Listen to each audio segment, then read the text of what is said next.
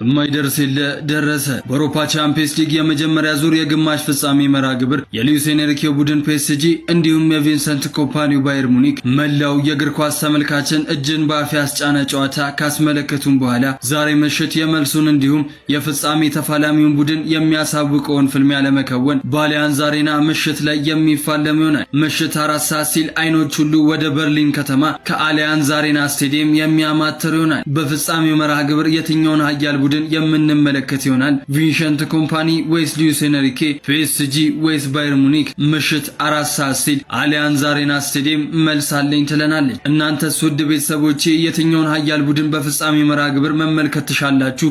ሐሳባችሁን ኮሜንት ላይ ያጋራችሁኝ። ይመቻችሁ። እግር ኳስ ዛሬም ጨርቋን ጥላ ዳግም የምታብድበት ቀን ነው። እንዴት ናችሁ የእግር ኳሱ ቤተሰብ? ዛሬ ምሽት እንግዲህ 4 ሰዓት ሲል ማለት ነው እጅግ ተጠባቂውና አጓጊው የአውሮፓ ቻምፒየንስ ሊግ ጨዋታ ይደረጋል። አሁን እንግዲህ እንደሚጠበቀው የታክቲኩ ጦርነት በቪኒሰንት ኮምፓኒና በሉዊስ ኤንሪኬ መካከል እንግዲህ ይደረጋል። እንዲዎችም የአጥቂዎችን ጥራት የምናይበት ሉዊስ ዲያዝን ከዱዊ፣ ኦሊሴ ከክቫራትስኬሊያ፣ ሃሪ ኬን ከዴምቤሌ የሚያገናኘው ጨዋታ ምሽት 4 ሰዓት ላይ ይደረጋል። እጅግ በጣም ማራኪና ውብ እግር ኳስን በመሃል ሜዳዎቹ ደግሞ በነ ቪቲኒያና በነ ኪሚች የመሳሰሉት ማለት ነው እጅግ በጣም አጓጊ ጨዋታ የምናየውናል ማለት ነው። ስለዚህ ይሄንን ጨዋታ ማን ያሸንፋል? የእናንተንም ግምት በኮመንት አስቀምጡ። ይሄንን ጨዋታ አሸንፎ ማን ለዋንጫው ፋይናሊስት ከአርሰናል ጋር ይቀርባል የሚለውን በኮመንት አስቀምጡልኝ። ምሽት 4 ሰዓት ይሄንን ውብ እግር ኳስ ምናየውናል ማለት ነው። ይመቻችሁ። እንደ ፐርፕሌክሲቲ መረጃ መሰረት ከሆነ ዴክላን ራይስ በባላንዶሩ ሊስት ላይ ከአራተኝነት ደረጃ ብድግ ብሎ ከትላንትና ምሽት በኋላ ወደ ሁለተኛ ደረጃ ላይ መምጣቱን ገልጿል። ምን ይገርማል ጋይስ? ይህ ተጫዋች ዘንድሮ ከቡድኑ አርሰናል ጋር የፕሪሚየር ሊጉን አለፍ ብሎም የቻምፒየንስ ሊጉን ዋንጫ የሚያሳካ ከሆነ ማን ይከለክለዋል? ባላንዶሩን። ምን አይነት አስደናቂ ተጫዋች ነው! ምን አይነት አይደክሜ! ሲዝኑ ገና እየተጀመረ ነው ይመስለው። ፍላጎቱ፣ ሞራሉ፣ ኢነርጂው በጣም ይለያል። በትላንትናው ምሽትም በጣም አስደናቂ ብቃቱን በድጋሚ ማሳየት ችሏል። ዘንድሮ ባላንዶር ከሱ ውጪ የሚገባቸው በጣም ጥቂት ተጫዋቾችን ነው ልንጠራ የምንችለው። ግንባር ቀደሙ ግን ዴክላን ራይስ ነው።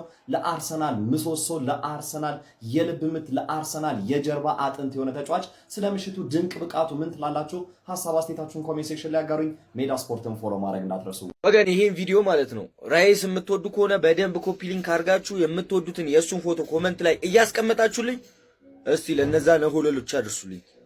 ምን ሲባል ነው ይሄ ልጅ የፕሪሚየር ሊጉ ኮከብ ተጫዋች አይሆንም ብላችሁ እያወራችሁ ያላችሁት?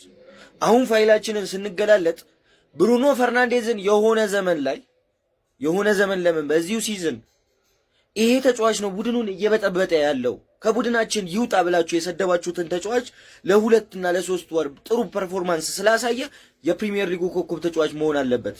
አንድ ቀን ራይስን ግን አንድ ቀን የትኛውም እግር ኳስ ተመልካች ከአቋም በታች ተጫወተ እንደዚህ ሆነ ብለው ሲተቸው እንኳን ሰምተን አናውቅም። ያሳያችሁ እንግዲህ የነሱ ጭፍንነት እዚህ ድረስ ነው። ለማንኛውም ይሄን ቻምፒየንስ ሊግ እንብላ እንጂ የፕሪሚየር ሊጉ ኮከብ ተጫዋች አይደለም ባላንዶሩን የሚወስደው ተጫዋች ከወዲሁ ዴክላን ራይስ መሆኑን አረጋግጥላችኋለሁ። አቡሻ ይህን መረጃ አርሰናል ትንሽ የሆነ ወጣ ገባ ድልድሉ ስላለ ነው ፍጻሜ የደረሰ ለሚለው ልጅ ሼር እያደረግከው ንግባ ማለት ነው። በታሪክ ነው ማወራ። አሁን ስለ ታሪክ ገባ። በታሪክ ለመጀመሪያ ጊዜ ምንም ጨዋታ ሳይሸነፍ ፍጻሜ ደርሷል። የሚበላው ከሆነ ምንም ጨዋታ ሳይሸነፍ ቻምፒዮንስ ሊጉን የበላው ክለብ አርሰናል ነው ተብሎ ይጻፋል። ቻምፒዮንስ ሊግ ላይ ፕሪሚየር ሊጉ ላይ ደግሞ አንድ ክለብ አለ አሉ ምንም ሳይሸነፍ የበላ። እናንተ ስሙን ጥሩት። ምናልባት ታሪክ ራሱን ይደግም ይሆን በሌላ መድረክ? እንዴት ነው ነገሩ? ሐሳብ አስተያየት እናንተ ነው። ሚካኤል አርቴታን ግን አለማድነቅ ይቻላል ወይ? መነፈግ አይሆንም አሁን አለማድነቅ? ከ20 ዓመት በኋላ ነው ለፍጻሜ የደረሰው አርሰናል። ታዲያ በዘመናዊ እግር ኳስ በሚያብድበት ጊዜ በባሌም በቦሌም ፍጻሜ መድረስ የቀልድ የዋዛ ወይም የሆነ ቃቃ ይመስላል ነው? እሱማ አይመስልም እያልክ ጻፈው። ቅራ ይበለ በቃ አንዳንዴ የምናድንቅ ነው ምልክኩ ፍትደበቅ ደነቅ ነው። ሐሳብ አስተያየት እናንተ ሼር ኮፕ ሊንክ አይረሳ። አዳዲስ ሰዎች ፎሎም አድርጉ። ብቻ ይመቻችሁ። ሁሊያን አልቫሬዝ ወደ አርሰናል በጣም የሚገራርሙ ዜናዎችን ይዤላችሁ የመጣሁት ፎሎ ኮፒ ሊንክ እያደረጋችሁ እስከ መጨረሻው እንድትካተሉ ጋብዛችኋለሁ። መረጃውንም እዚህ ጋር አስቀምጥላችኋለሁ። መረጃው እንደሚለው ከሆነ አርሰናሎች ሁሊያን አልቫሬዝን በየትኛው መንገድ ወደ አርሰናል ማምጣት ይፈልጋሉ። መረጃውም ጨምሮ እንደዘገበው ከሆነ ክለባችን በሚቀጥለው የክረምት የዝውውር መስኮት ሁሊያን አልቫሬዝን ማስፈረም ዋነኛ ስራው እንደሆነ ዘግበዋል። እንዲሁም አርሰናል ከሌሎች ቡድኖች ከፍተኛ የሆነ ፉክክር እንደሚጠብቀው ያውቃል። ያንንም ለማሸነፍ ዝግጁ እንደሆነና ተጫዋቹ ላይ ከፍተኛ ገንዘብ ለማውጣት ከዛ በተጨማሪም ከአትሌቲኮ ማድሪድ ጋር ውስብስብ የሆኑ ንግግሮችን ለማድረግ ዝግጁ እንደሆነ መረጃው ጨምሮ ዘግበዋል። እንዲሁም የተጫዋቹ ወርክ ሬት ቨርሳታይል መሆኑና ጎሎችን በደንብ አድርጎ ማስቆጠሩ የአርቴታ የመጀመሪያ ተመራጭ እንዲሆን እንዳደረገው ነው መረጃው ጨምሮ የዘገበው። አልቫሬዝን በተመለከተ የወጡት መረጃዎች እነዚህን ይመስላሉ። እናንተም ሀሳባችሁን ኮሜንት ሴክሽን ላይ ያስቀምጡልኝ። እንቆቅልሽ ተጫዋች ማለት ይሄ ነው ኢጎር ቲያጎ ማለት ነው። መጀመሪያ ልንገር ስታቱን ልንገር፣ የሚገርም ስታት ነው ያለው 21 ጎል አለው። ከሃላንድ ቀጥሎ ከኮጎላ ሁለተኛ ያለው እሱ ነው። 21 ጎል አለው። በብራዚላዊያን ታሪክ በፕሪሚየር ሊግ ብዙ ጎል በአንድ ሲዝን ያገባው ኢጎር ቲያጎ ነው። በዘንድሮ ፕሪሚየር ሊግ በ7 በ8 ወር ማለት ነው ብቸኛ ተጫዋች ነው። ሁለት ጊዜ የወሩ ምርጥ የተባለው ኢጎር ቲያጎ ማለት ነው። ከዛስ ኳሱ ነው ሲጮት አይደለም 21 ጎል አንድ ያገባ አይመስልም፣ የሚያገባም አይመስልም። ማታ በተለያያችሁ ሰዎች ትረዱኛላችሁ። እኔ የብሬንትፎርድን ሁሉን ኳስ አላየሁም፣ ቢያንስ ግን አስተያይቻለሁ። ምክንያቱም ከቢግ ሲክስ ጋር ሲገናኝ ኦልሞስት አያመልጠኝም፣ አያቸዋለሁ። ከርስ ከሲቲ ቼልሲ ቶተንሃም ጋር ሲገናኝ አየዋለሁ። ብሬንትፎርድ ልጁ ደግሞ 34ቱን ተጫውቷል። ሁሌ አየዋለሁ። ሲጮት የለም እንዴት ነው ልጅ የሚያገባው እላለሁ። አይደለም ሰው ያገባው አስታውሽ ሳይሆን ገና እንዴት ነው ያገባ የሚችለው እያልኩኝ እጨነቅልታለሁ። በግድ ነው ቀምጭቶ ዘገምተኛ ነው ወላሂ ነው። ፖዚሽን አያያዙ አያምር፣ ኮንትሮል አያምር፣ ፊኒሺንጉ ሲያስጠላ እኔ አላውቅም። እኔ አንዳንድ ጎሎች ነው ትብትብ ያለ ጎል የሚያገባው ምናምን ምንድነው? እኔ ወላሂ ትናንትና አይተኸው አይደለ ደህና አጥቂ ተውና ሃላንድ ምናምን ተውና አቬሬጅ አጥቂ እነ ቮልተማዳ በትናንትናው እድል 3 ያገባል። ይሄ ልጅ ባገኘው እድል ማለት ነው። እንቆቅልሽ አሁን ለመናገር ይከብዳል።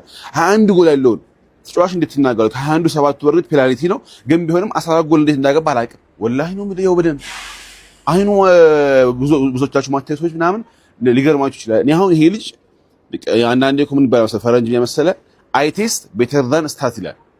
አይን የሚያየው ነገር ከስታት ይበልጣል የሚባል ነገር ሀቅ ነው። አሁን ይሄ ስታት እንኳን ይሄ ለዚህ ልጅ 70 ሚሊዮን የሚመደብ ይመስላል። 1 ሚሊዮን አይገባውም። እኔ ወላሂ ነው በጣም ዘገብ ምንም የተለየ ኳሊቲ የለውም፣ ግን እንዴት እንዳገባ አላውቅም። ማላየው ጨዋታ ላይ 3 ያገባና ይመጣል። ኦኬ አሁን ላይ ሆኖ ምናምን ብይስጠብቁ የለም ደግሞ ብራዚላዊ ነው።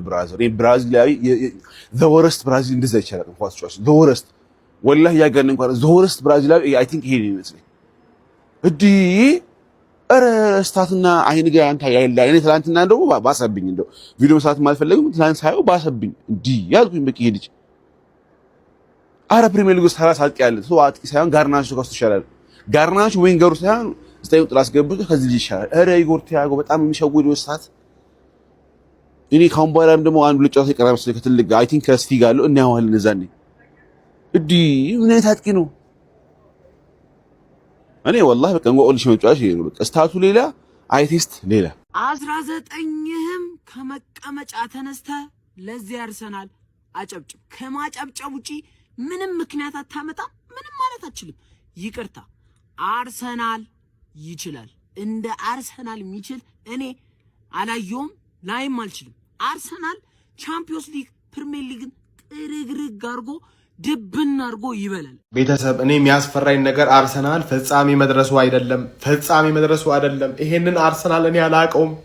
ይሄንን አርቴታ እኔ አላቀውም። ቤተሰብ እኔ አላቀውም።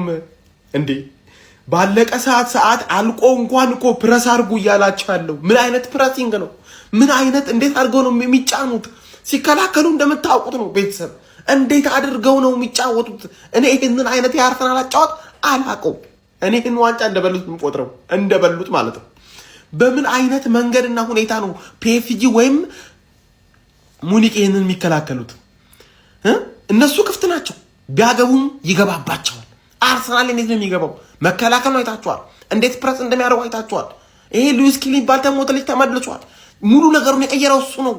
ወይኔ አርቴታ ራሱ በቃ ምንም መፍራት ትቷል። ይሄ ነበር የሚያስጠቃቸው፣ እሱን ነገር ትቷል። ወይኔ እንኳን ሳትከው የሚያስብል አቅም ነው ያሳየው። እንኳን ሳትከው ማን ቪክቶር ዮኬሬሽ በተለይ ከፉልሃም ጨዋታ በኋላ የተለየ አቅምና ብርታት እያሳየ ያለው ተጫዋች ቪክቶር ዮኬሬሽ ነው። መጀመሪያ አሁን ሳካ ያስቆጠረው ግብ ማለት ነው ከረፍት አጋማሽ በፊት ላይ ቪክቶር ዮኬሬሽ በቀኝ መስመር ተጫውቶ ከዛ ክሮስ ሲያደርገው ትሮሳርድ ሞክሮ ከዛ ዲፍሌክት አድርጎ ነበረ ቡካዮ ሳካ ያስቆጠረው ማለት ነው። ዛሬ አርሰናል ፋይናሊስት መሆኑን አረጋግጧል። በሻምፒዮንስ ሊግ የመጨረሻ ተፋላሚው ማን ይሆናል የሚለውን ደግሞ ነገ ነው የምንለየው። ቪክቶር፣ ጋብሪኤል፣ ከዛ ደግሞ ራይስ፣ ከዛ ደግሞ ሳካ ምን አይነት አቅማችሁን ነበር ስትወጡ የነበሩት? ለማንኛውም አርሰናል ፋይናሊስት መሆኑን አረጋግጧል። ነገ ደግሞ በጣም ብዙ ቪዲዮዎች ነው የምንሰራው። እናንተ ደግሞ ኮፒ ሊንክ፣ ሪፖስት፣ ሼር ማድረጋችሁን ደግሞ እንዳትረሱ። ጋብሪኤል ማርቲኔሊ ሰዓት ለማባከን የተለየ ነገር ሲያደርግ ተስተውሏል። ዲያጎ ሲሞኒ ተበሳጭተው የአርሰናልን አርማ ረግጠው ነበር የወጡት። 95ኛው ደቂቃ ላይ ጋብሪኤል ማርቲኔሊ ሰዓት ለማባከን ኳሱን ለደጋፊዎች ነበር እየወረወረላቸው።